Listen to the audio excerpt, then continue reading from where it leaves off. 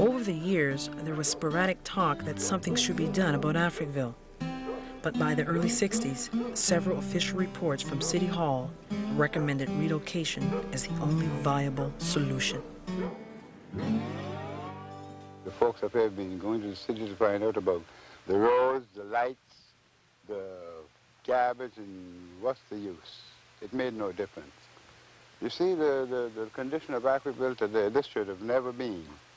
If the city had took care of this place or, say, help out, instead of being neglecting it, it would have been a lot better than what it is today. Africville obviously must be redeveloped, and sometimes some people need to be shown that certain things are not in their own best interests and not in the best interest of their children. Now, you do this, you want to take these projects certainly by persuasion to, rather certainly you don't coerce people against their will, but should there be violations of minimum standards, then you have no alternative but to enforce the law, and this is universal for everybody.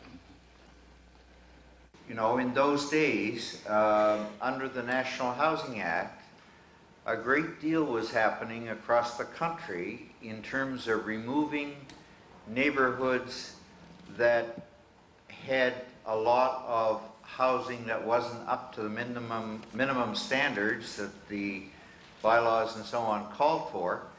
And this was part of that wave of trying to improve living conditions on the housing front. The city wants to redevelop it over our people, and I don't think that is fair. I think we should have a chance to redevelop our property as well as anybody else. It's our property been for the last 200 years. It's one thing in this way, when you're in this country and you own a piece of property, you're not a second-class citizen.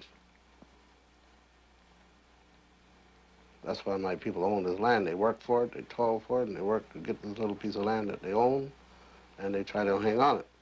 But when your land is being taken away from you and you ain't offered nothing, then you become a peasant in any man's country.